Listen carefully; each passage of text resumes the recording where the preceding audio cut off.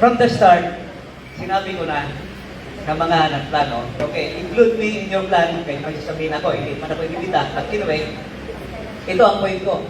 Wala tayong tao sa Committee on Justice. You need one member sa Committee on Justice to delivery. Because pag magsalita ako doon, babanat ako na hindi ako Committee on Justice, baka ma-out of order ako. Isang tanong lang ng presiding officer, are you a member of the Committee on Justice? Diba? Stop talking ka na. Pag sinabi, check ka na. Second, do we have the numbers pagdating sa House?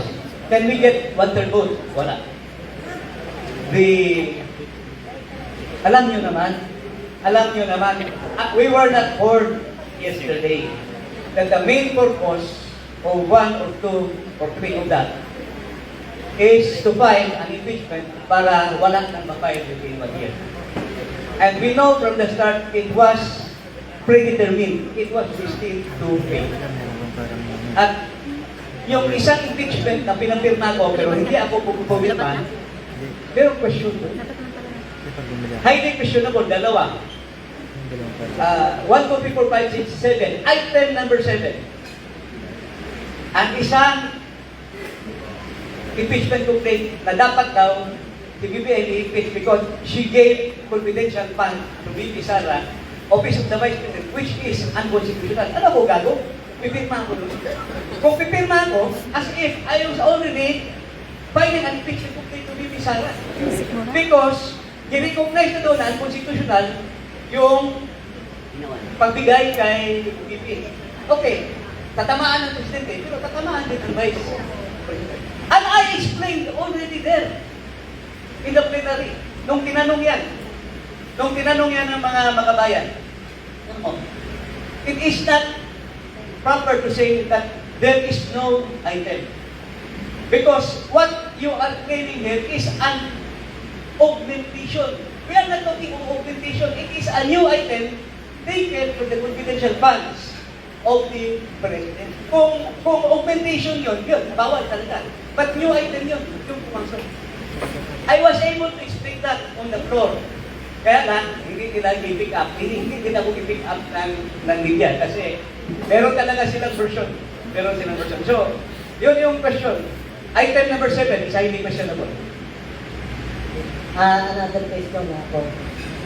Nagka-problema tayo sa di ba, sa mga investigation dahil sa Senate President natin sa chairman ng Blue Ribbon Committee.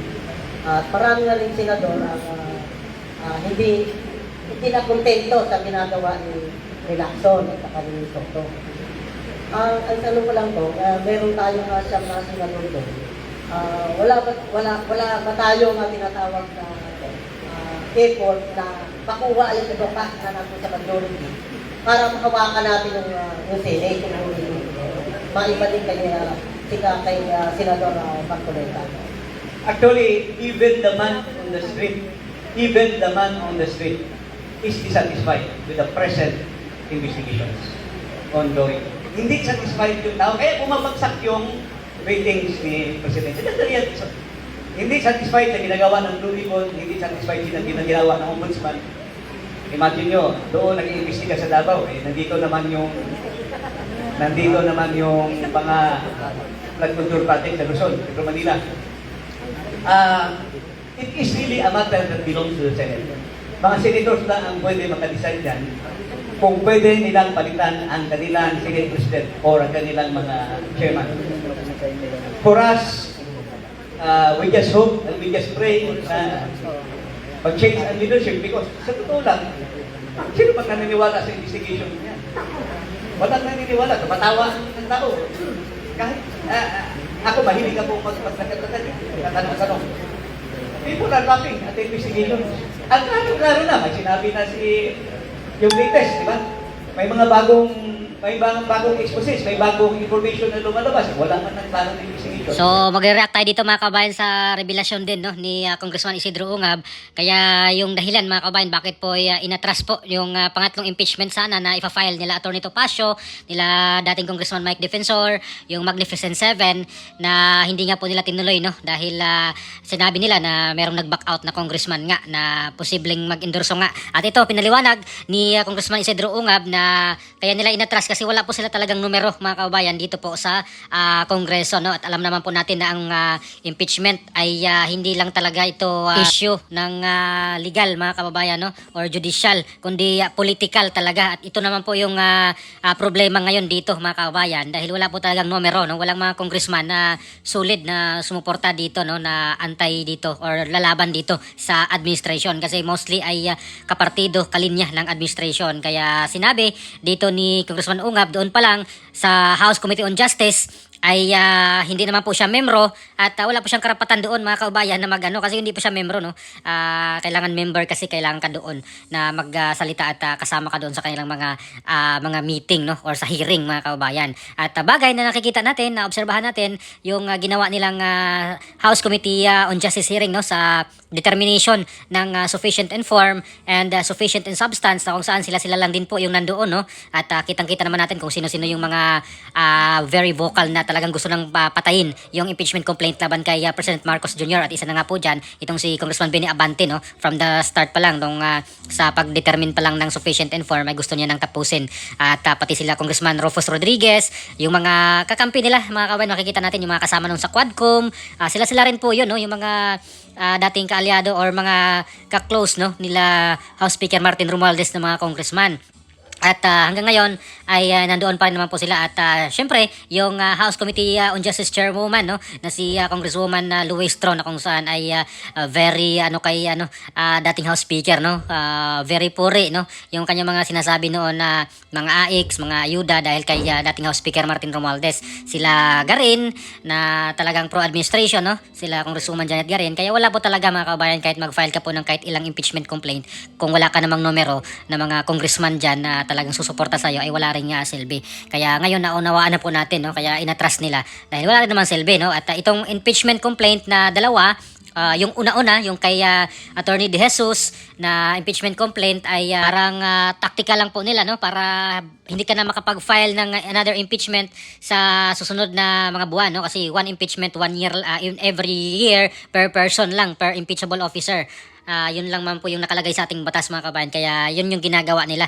Yun po yung sinasabi ng karamihan, no? At yung sa Makabayan Black, although meron daw po silang mga ebidensya, solid na mga evidence, pero yun nga, wala nga pong number mga kababayan. Mangilan-ngilan lang naman po itong mga Makabayan Black at yung mga pro-liberal party, no, itong sila Laila de Lima, ilan lang naman po sila at mostly talaga doon ay pro-Marcos, no, pro-administration ng mga congressman at wala rin, hindi din po tatayo talaga yung impeachment complaint na iyon. Pero pagdating dito sa impeachment complaint laban kay VP Sara, kung saan ay sanib pwersa nga po sila, ay talaga makikita natin, no, pag mag-umpisa na po itong hearing ng House Committee on Justice ng pag-determine ng sufficient in form and sufficient in substance, ay tingnan natin talaga mga kababayan, tataas agad ng mga kamayan para diretsyo na agad sa plenaryo yung impeachment complaint laban kay VP Sara. Kasi yun nga, sabi ni Congressman Ungab ay talagang overwhelming pa rin yung mga congressman talaga na suportado ang administration, no, or mga kapartido na kalinya ng Malacanang mga kababayan.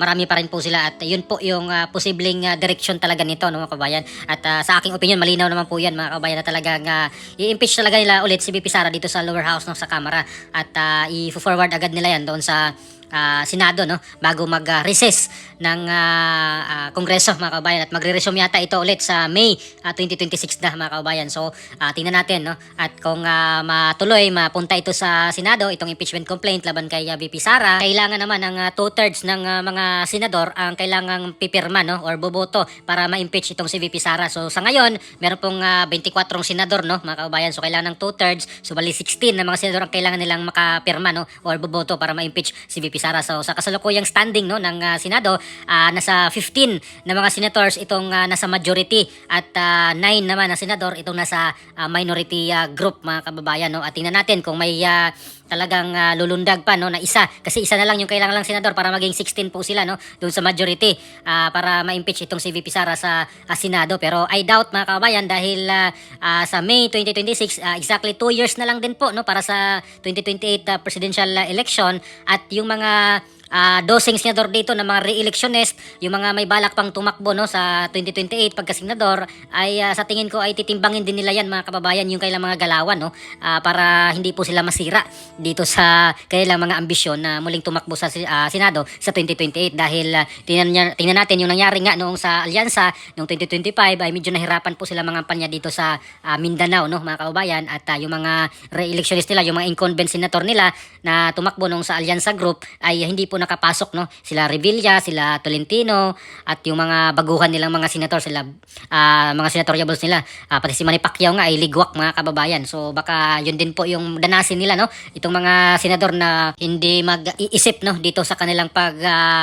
boto sa impeachment complaint laban kay VP Sara dahil alam mo po natin sa Visayas at Mindanao ay solid yung mga suporta diyan no sa mga Duterte mga kababayan. At tingnan natin kung ano pang mangyari no sa susunod na mga araw, sa susunod na mga buwan mga kababayan kapag mag-umpisa na po itong trial kasi for sure talaga ay maumpisahan talaga itong impeachment trial doon sa Senado dahil hindi po talaga titigil sa aking palagay itong sa Kamara no na hindi nila ma-impeach dito sa lower house si VP Sara at yung mga makikinabang naman dito yung kailang objective nga dito ay para nga ay hindi po siya makatakbo sa 2028 presidential election dahil bawal na pong tumakbo itong mga na-impeach na mga opisyal ng gobyerno. At meron din pong mga nag-alala mga kababayan no, dito sa mga supporters ni dating Pangulong Duterte at sa Duterte Black dahil po yung nangyayari ngayon nga dito sa Senado no na pinakakasuhan pala itong mga minority senators gaya po nila Escudero, Villanueva, Estrada ay may mga ano sila no na dinawit po sila dito nga sa mga flood control corruption at itong kay Senator Bato at kay Senator Bongo na sinama na doon sa mga perpetrators daw mga kabayan doon sa AJK Umano no na pinagsasabi nila na may ano na yung sa ICC mga kabayan kaya marami pong nag-alala na mga Duterte supporters at Duterte Black Senators supporters na baka ito'y ginagawa nila para pilayan nga yung pagboto ng impeachment laban kay VP Sara no pero sabi nga sa batas ay kailangan 2/3 ng 24 senators yun yung kailangan nilang makuhang boto. Kailangan nila ng 16 senators na boboto para mag-impeach o ma-impeach si VP Sara no. At sabi ko kanina ay yung mga re-electionist dito kagaya nila Subere, nila Mark Villar, sila Chis Escudero, itong mga nasa majority no, sila Loren Legarda ay malamang nag-iisip yan sila mga kabayan, sila Gatchalian, yung mga re-electionist yan no? Although tinan natin pro-administration naman sila ngayon, sila JVR Cito, sino pa ba yung mga re-electionist no mga kababayan, sila Rizal Tiberos at tingnan natin kung ganun pa rin yung tatakbuhan niya or kung hindi siya tumakbong presidente o kaya vice president no pero ito sila yung mga re-electionist mga kababayan. So abangan natin kung maiba ba kaya ang ihip ng hangin no. So ano pang masasabi niyo dito, please comment down below. Maraming salamat, God bless po sa ating lahat.